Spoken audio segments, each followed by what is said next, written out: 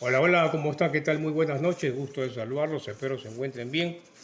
Siempre recibiendo la bendición de nuestro Padre Celestial, Padre y Madre Celestial. Eh, Hoy día vamos a tocar la última ceremonia, la última celebración o fiesta judía. En realidad son opciones de salvación que nos ha dejado nuestro Padre Universal desde la creación, pero que la mayoría de nosotros no entiende, no nos enseñaron, no nos explicaron y no hay el más mínimo interés de hacerlo, mucho menos ahora, donde el mundo está de cabeza. Y menos porque la gente no va a entender, al contrario, no le va a dar importancia y eso no es así. Distinto hubiera sido que nos enseñen desde el inicio, estando en la Biblia, la Iglesia Católica debió comenzar con estas festividades, pero nunca fueron explicadas ni detalladas y sin embargo se encuentran dentro del texto bíblico. Pero bueno, para eso estamos aquí nosotros, para poder, los que servimos a Dios de corazón, por lealtad, por amor, y con el deseo de que nuestros hijos y nuestra generación sea libre, deje de ser esclavo como los egipcios, hemos salido de Egipto, ok, encuentren la luz que están buscando. Y hoy testimonio de eso, Dios bendice. De verdad que sí. A veces es impredecible, suceden cosas muy fuertes, como en mi caso, ¿sí? La pérdida de mi hijo, pero lo sobrellevo haciendo esto porque sé que de una u otra manera, donde él esté, lo voy a ayudar a que siga subiendo hasta que llegue al lado del Padre. Ese es mi sueño, ese es mi deseo y Dios y mi hijo lo saben. ¿Ok? Asimismo, aquí en la tierra, el deseo que mis hijos, mis dos últimos hijos, se realicen, también es mi sueño y por eso trabajo. Doble trabajo, el trabajo laboral y el trabajo celestial o el trabajo divino, que es predicar la palabra. A mi estilo, a mi manera, con mis defectos, con todo lo que quieran, pero con mucho amor y con mucha transparencia y sinceridad. Algo que tiene que caracterizar a un hijo de Dios. Podemos equivocarnos, nadie es perfecto. ¿Sí? Acá nadie puede decir que es perfecto, pero tenemos la opción de salvarnos por gracia. No lo olviden, y yo les expliqué qué significa. Bien, si yo les preguntara a ustedes, hoy día toca ver la fiesta de los tabernáculos. Si yo les preguntara a ustedes cuántos tabernáculos hay, ¿qué me responderían? Primero quiero comentarles que tabernáculo procede de dos palabras hebreas. La primera es Hakadosh, ¿ok? O Hakadok, como quieran llamarle, que significa lugar santo, lugar sagrado. Y Kadosh, que significa persona, en capacidad de comunicarse con el Padre Universal, limpia de alma, de corazón y de espíritu, transparente y leal. ¿Ok? Esa es una traducción simple que le he dado yo. ¿Ok? Los términos son semejantes, pero si uso términos del judaísmo no me van a entender. Entonces, trato de usar términos los cuales sean fáciles de poder entender para poder llegar a sus corazones. ¿Ok? Entonces, sabiendo esto y sabiendo el significado de tabernáculo en hebreo, para que se vayan familiarizando, ¿sí? Les vuelvo a preguntar, ¿cuántos tabernáculos hay? ¿O cuántos tabernáculos los que pertenecemos a una iglesia por estudio sabemos que existen? La mayoría me va a responder uno, el del rey Salomón. ¿O me equivoco? Si me equivoco, me ponen un mensaje en el Messenger y me dicen que estoy totalmente errado, ¿no? De repente alguien me dice que hay dos o tres, fabuloso, fabuloso. ¿Cuánto daría? ¿Sí? En realidad, señores, y esto es lo novedoso y por eso se caracteriza este canal, por encontrar cosas nuevas, cosas que quizás sorprendan, pero que son realidad y tienen su sustento porque están sacadas de la Biblia. En realidad existen 8 tabernáculos, ¿ok? 8 tabernáculos. Y el extracto o los libros que he usado para poder extraer todo el material están en el Éxodo, en Levíticos, en Romanos, en Mateo, ¿ok? En el Génesis 3:18, en Mateo 6:21, Jeremías 17:9, ok, y en el Éxodo 25:26. De ahí he sacado todo lo que necesito para poder explicarles cuáles son esos 8 tabernáculos y el significado que tiene. Por eso hay una ceremonia de los tabernáculos. Y al final del video, así como me conmoví yo, porque llegó a mi corazón cuando descubrí algo muy significativo, que quizás ustedes también sientan eso, ok, me quedé sorprendido al entender que nosotros estamos en este mundo y que somos un tesoro de Dios, somos un tesoro para nuestro Creador. Y sin embargo muchos no valoramos ese tesoro que Dios nos ha dado, que es la inteligencia y la sabiduría, para servirlo y para usarla para el bien, no para usarla para el mal. Después les leo ese extracto bíblico, ¿sí? Bien, para poder explicar los 8 tabernáculos me tengo que remontar hasta la creación. No va a ser aburrido, no se preocupen. Voy a hacer breve y voy a hacer directo. En la creación hay un huerto del Edén. ¿Qué es un huerto del Edén? Ok, es un espacio de tierra cerrado, sellado por la divinidad, resguardado por ángeles. En ese entonces era espiritual. El primer Adán y Eva que nuestro Padre Universal trajo o llevó a ese Edén fueron seres espirituales, seres de luz espirituales. Todavía no tenían un cuerpo como lo tenemos ahora nosotros, por eso que eran llamados seres de luz. ¿Ok? ¿Qué pasó cuando fueron expulsados? Por desobedecer. Salieron del huerto y inmediatamente nuestro Padre Universal ordenó que 2 ángeles se paren en la puerta y no dejen entrar a nadie. ¿Por qué no dejen entrar a nadie? ¿Por qué poner ángeles con espada de fuego para botar a todo aquel que quería acercarse? Porque era un lugar santo, un lugar divino, un lugar donde Dios estaba, porque Adán y Eva, los primeros Adán y Eva, conversaban con el Padre directamente. Tenían esa bendición.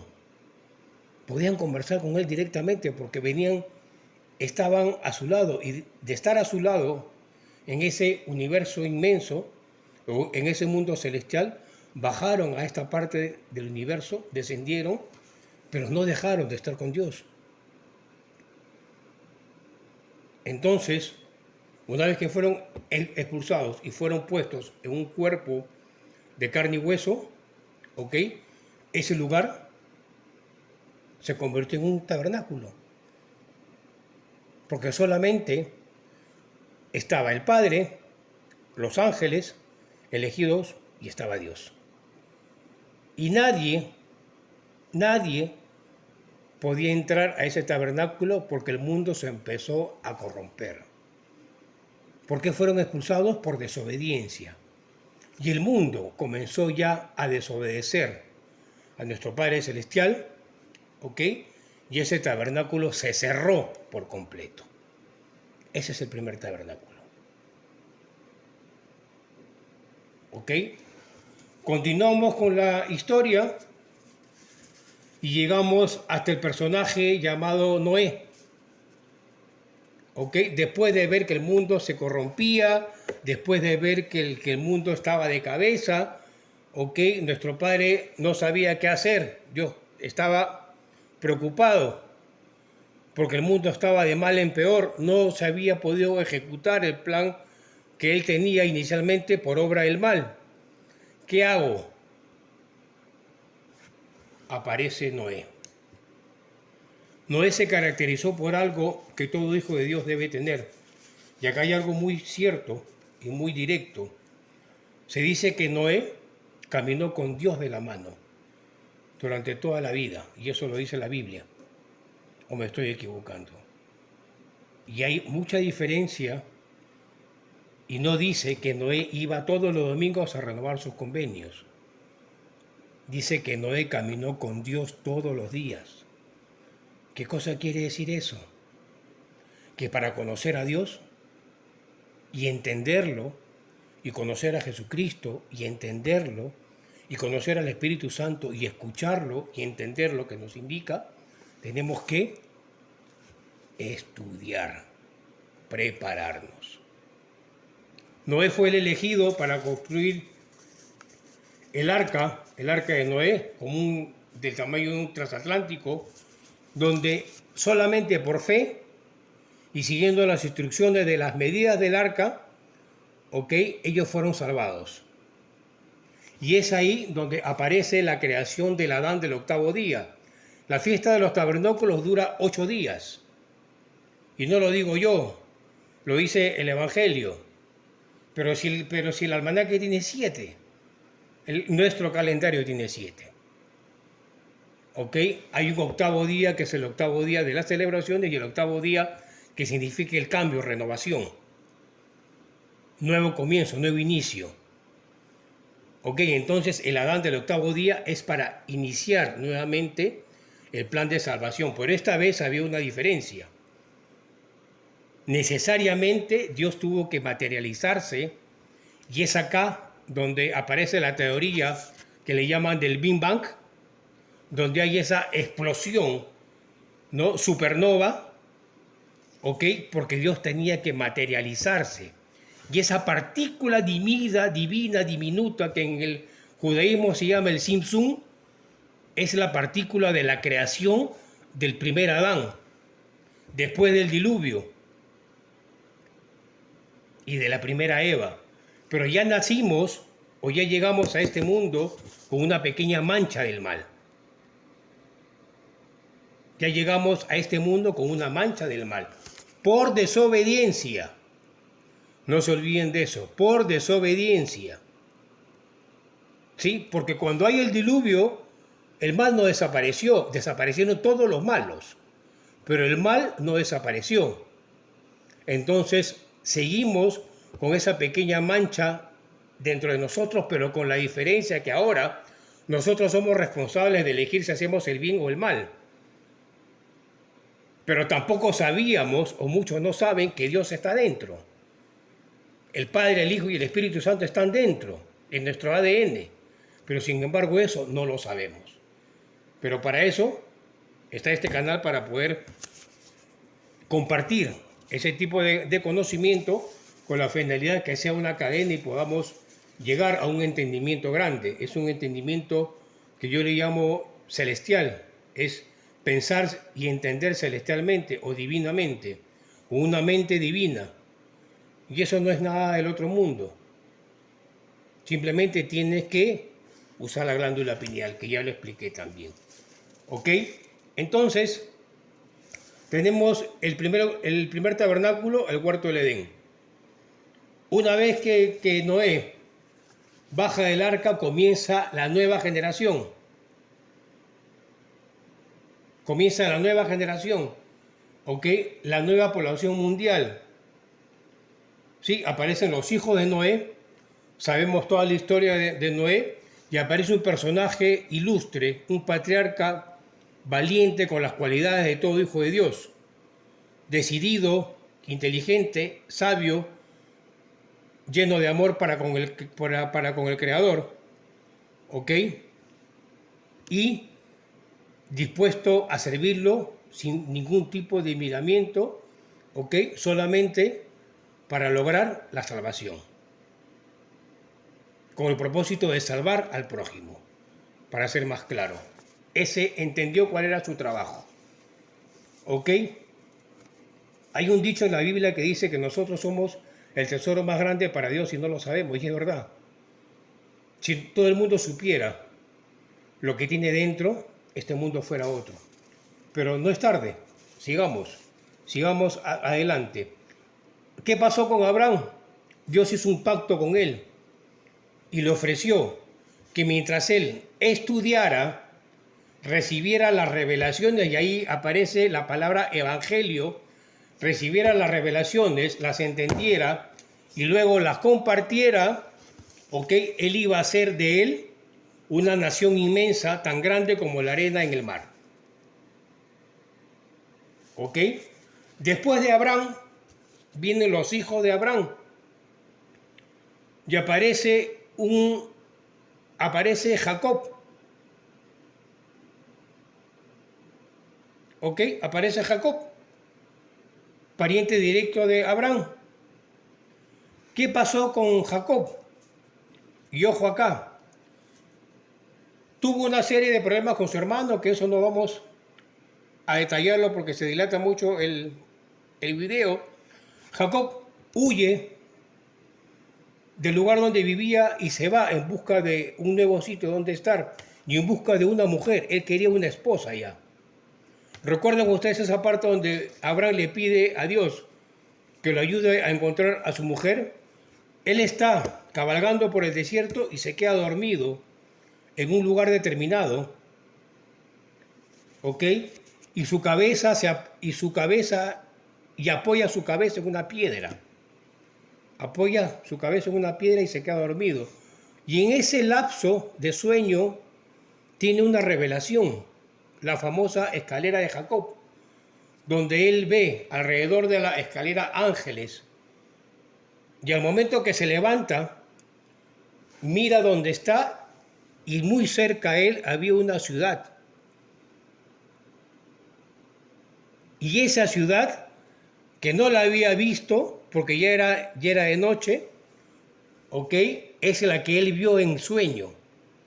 Agarra la piedra donde estaba durmiendo. ¿Qué significa piedra? ¿Ok? Es la salvación, Jesucristo o Cristo. La roca, agarra esa piedra, la unge con aceite. No se olviden que él venía directamente de Abraham y sabía todo lo que Abraham recibía y compartía como sacerdote. Agarra unta de aceite y bendice esa tierra como Betel. Betel significa ciudad de Dios. Y yo hice un video que está más abajo, pueden buscarlo, donde Betel tiene las primeras dos letras del alfabeto hebreo, Aleph Bet, que significa la presencia de Dios Madre y Padre en ese lugar. Y ahí Jacob conoce a su esposa Rebeca. Un poco romántico, ¿no? Un poco romántica esta parte. ¿Ok? Y se casa con Rebeca. ¿Ok? Y tienen descendientes. Bajan almas buenas a este mundo. Entonces Betel se convierte en el segundo tabernáculo. ¿Ok? Pasan los años y aparece Moisés, el encargado de sacar de la esclavitud, de la ignorancia, de la verdad del Evangelio al pueblo de Israel. Los lleva hasta el desierto y ayer en el video mencioné una parte donde dije claramente que habían 70 personas, que eso no lo sabíamos, o 70 sabios que se reunieron para almorzar con Moisés. Se reunieron en una tienda, en un lugar preparado, conjuntamente con el pueblo de Israel, quien al sentir la presencia de Dios retrocedieron. Y es ahí donde el Padre le dice a Moisés que suba al monte, que suba para que se le revele la Torá, y conjuntamente con los sabios, ellos comienzan a transcribir la Torá. ¿Ok? Entonces, en resumen, ese lugar que Noé llamó después la tienda para buscar a Dios, o el lugar para buscar a Dios, ese es el tercer tabernáculo.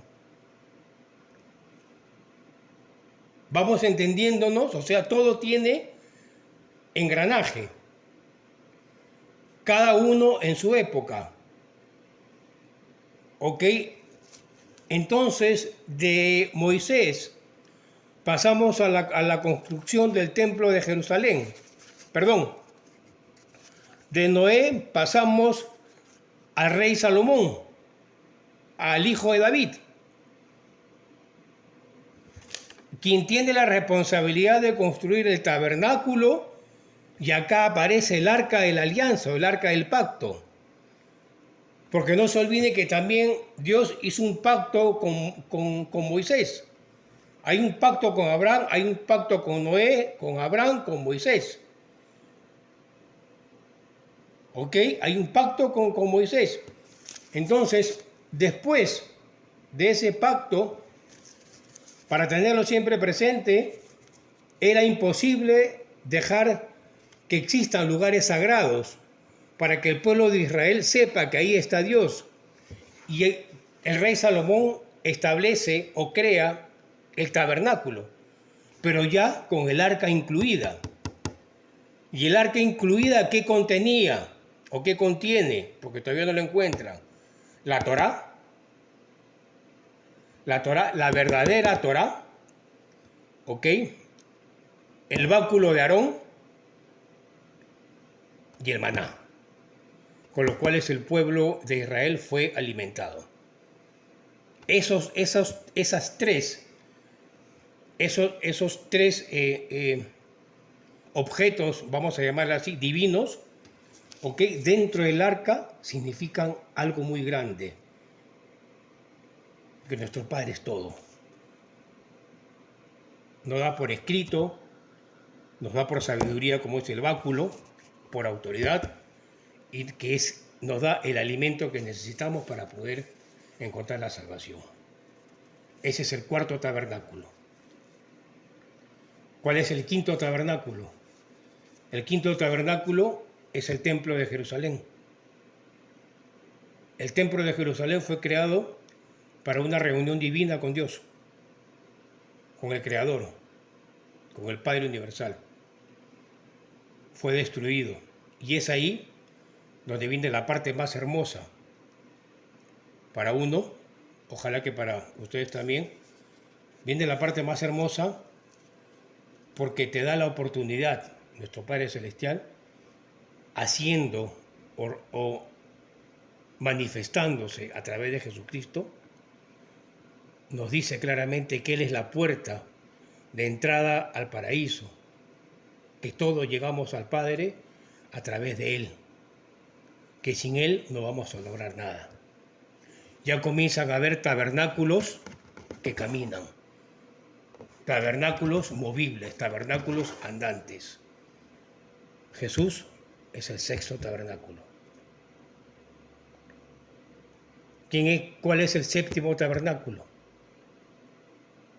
Somos tú que me estás viendo, yo, y toda aquella persona que tiene en su corazón a Dios y que trata por todos los medios de mejorar o de crecer cada día, haciendo lo bueno, teniendo un corazón limpio, olvidando todo lo que pasó, todo lo que sucedió, pasado pisado, ¿ok? Y tratando de salir y romper esas ataduras que nos ligan a Egipto mediante el estudio y mediante la preparación. La importancia del estudio y de la preparación, acá no es que te vas a convertir en un erudito o que vas a tener un título, no.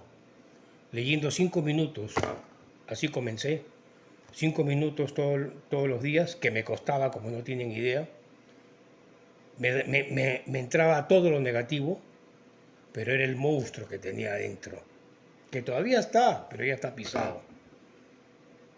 Así como María pisó a la serpiente, igualito.